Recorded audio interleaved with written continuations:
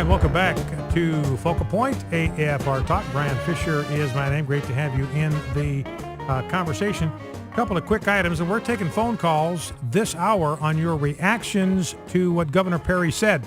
I've got a couple more sound bites. We'll get your reactions to those sound bites as well. Governor Perry saying, look, Attorney General Greg Abbott said, look, if they want the land, they're going to have to come and take it. Stuart Varney says that's a challenge. That's a dare. And Rick Perry says, no, it's a promise.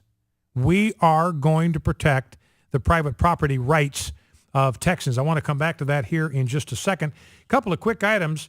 The Pope was reported of telling a divorcee that she could take communion. Now, again, this may be a difference between the Protestant tradition and the Roman Catholic tradition, but the Vatican's out there today clarifying, look, don't misunderstand. This is just a reported conversation. We don't have verification of this, but Catholic doctrine has not changed. Divorcees who remarry are not permitted in Catholic doctrine to participate in communion, which is one of the Catholic Church's most important sacraments. So they're clarifying that Catholic doctrine remains unchanged. On the religious liberty front, a lot of people don't know how many Bible verses are in the Library of Congress. This is a Library of Congress. I've been there, walked through it, majestic place, actually 3 buildings now that house the Library of Congress. Here's what's in the Library of Congress: 1,470 rare Bibles that date from the beginning of printing, including one of the 3 existing copies of the Gutenberg Bible from the 15th century on vellum. Now, you've got these verses inscribed on the walls of the Library of Congress. This is a Christian nation. Ladies, this is a Christian nation. Forget about any other theory. This is a Christian nation. The Library of Congress, 1,470 what? Bibles. They do not have 1,470 copies of anything else. So Bible, obviously the most precious book, the most valued book, the most treasured book in America. And even our Library of Congress recognizes that. Here are some of the verses that are inscribed on the walls of the Library of Congress. The light shineth in darkness, and the darkness comprehendeth it not. That's John 1:5. Proverbs 4:7. Wisdom is the principal thing, therefore get with wisdom, and with all thy getting, get understanding. Micah 6:8.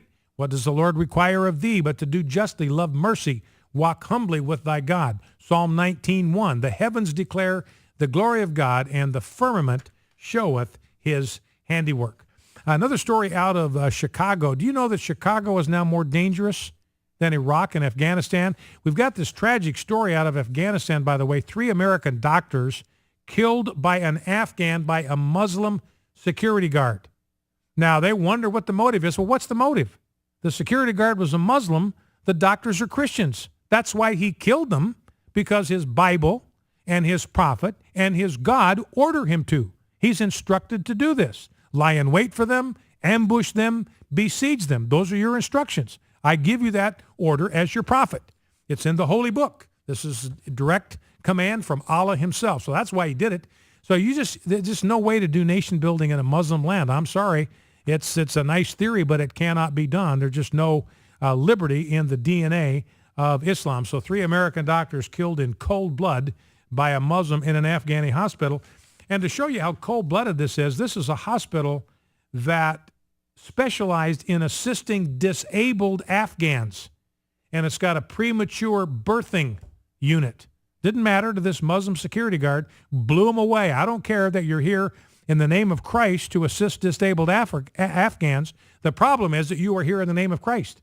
And that's a problem for me. I don't care what you're doing here. I don't care who you're trying to assist. If you're here in the name of Christ, you are my enemy.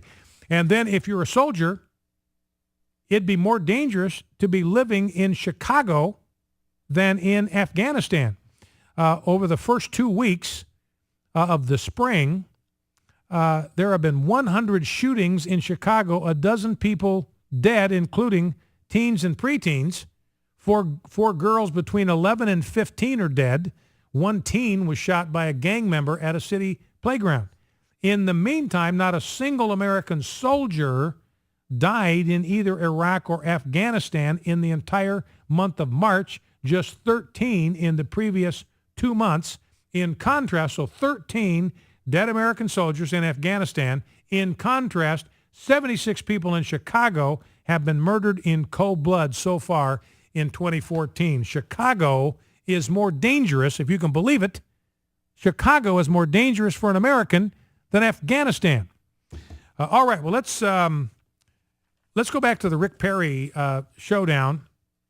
And I want to explore this with you just a little bit because of the significance of what Governor Perry said, because I think, frankly, this could be his path to the White House. Governor Perry's path to the White House might just run right across the Oklahoma border.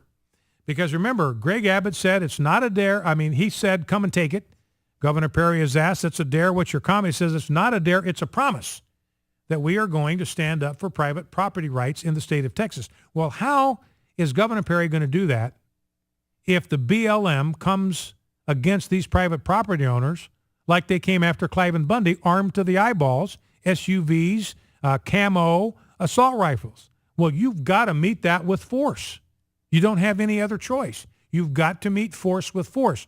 So if the BLM, and that's why I'm saying you got to think through this stuff right now before the crisis hits. You wait for the crisis to hit, it's going to be too late. You're going to have chaos. You're going to have decisions that are made out of rashness, that are going to be made impulsively. It's going to be chaos. So you got to decide now what you are prepared to do.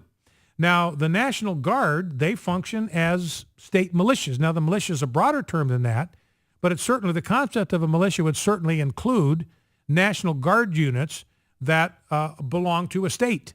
And those National Guard units, unless they're called up by the president, the ultimate commander-in-chief, then the commander-in-chief of the state guard units is the governor of that state. Now, their function, remember, according to the Constitution, again, this is the Constitution itself, Amendment number 2, what's the purpose of a militia? A well-regulated militia is necessary to the security of a free state. That's why you can't infringe on the right to bear arms. Individuals have to be able to bear arms so they can form a militia if they need to protect their own security. A lot of people miss that part about the Second Amendment. They talk about militia, they talk about the right to keep and bear arms. They overlook what the purpose of a militia is. It's necessary to the security of a free state. State is capitalized there, talking about the individual states like Nevada and like Texas. So that's why you have a militia. That's why you have a National Guard. It is there to protect the security of your state. Well, protect them from what? Protect them from invasion. Protect them from incursions, either by the militia of an adjacent state, by a foreign power. Remember, a lot of these states at the time would have hostile Indian nations on their borders, so maybe to protect them against a foreign invader or to protect them against their own government. That's exactly what George Washington said. This is a quote from George Washington. A free people ought not only to be armed and disciplined, but they should have sufficient arms and ammunition to maintain a status of any who might attempt to abuse them, which would include their own government. That's George Washington saying the people need to be armed because the time may come when they will have to stand up against their own government. That's George Washington. Now, and that's what the founders were providing for in the Second Amendment. I mean, the founders were saying in the Second Amendment, look, the primary and the ultimate purpose of a militia is to protect the security and freedom of the individual states from the tyrannical encroachment of any power, whether it's an adjacent state, whether it's a foreign power, or whether it's even the federal government itself. That's why we have a Second Amendment. That's why we have well-regulated militias, which would include National Guard units. Now, so if Governor Perry deploys the National Guard, if Governor Perry deploys the Texas National Guard to the border with Oklahoma to protect the private property rights of Texas ranchers, he would not be committing a lawless act. He would be doing exactly the opposite. He would be upholding the Constitution of the United States. He would be upholding the rule of the law, and he would be fulfilling his sworn oath of office.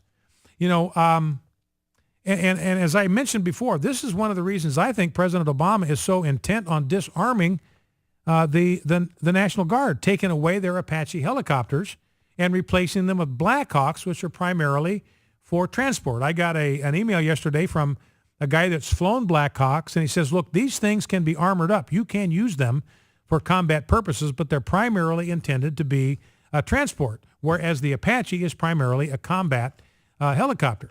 Well, why is President Obama intent on taking away these Apache helicopters from National Guard units so they don't have the capacity militarily to oppose any tyrannical plans that the federal government has to occupy state soil? And you think about this for a second. Again, you've got to think ahead to possible scenarios because this could happen. I mean, we saw this with the Cliven Bundy showdown. There was a no-fly zone over his ranch. FAA said no helicopters can fly in here. So, I mean, they're concerned about what could happen from the air. I mean, that's a possibility. So imagine you got the showdown. You got the BLM. They're armed to the hilt. They're on the border with between Texas and Oklahoma. They've got ranchers in their gun sights. They have the wives of ranchers in their gun sights. They have the children of ranchers in their gun sights. And there are Apache helicopters circling overhead. Now, would it make a difference to you? Would you want, if you live in the state of Texas, would you want those Apache helicopters to be under the command of a governor who wants to protect the private property rights of his citizens, or do you want those combat helicopters under the command of a politician who sent those BLM goons out there in the first place? I mean, that's a question everybody has got to ask themselves. Now, again, may God prohibit, God forbid, anything like this should come to pass. We hope that cooler heads and reason will prevail. But again, as I said, you got to think through these scenarios now, as drastic as they may be. Because you try to wait till the crisis hits to sort these things out, you're going to wind up in chaos. And I've said it before, I believe the secret to America regaining its independence lies in governors. The key is in their hands. Governors who have courage and who can read. A governor who can read Article 1, Section 8 realizes the Constitution gives no authority to the federal government to seize land from ranchers, who can read the 9th and 10th Amendments, recognize the authority that the Constitution gives to the states. You know, America's looking for a leader, looking for a president who understands and respects the Constitution, the limits that it places on federal power, and the right of states to be free from federal interference. If Governor Perry stands between the federal government and the citizens of Texas, these Americans may have found their man. He might be a man who could be trusted with the power of the presidency.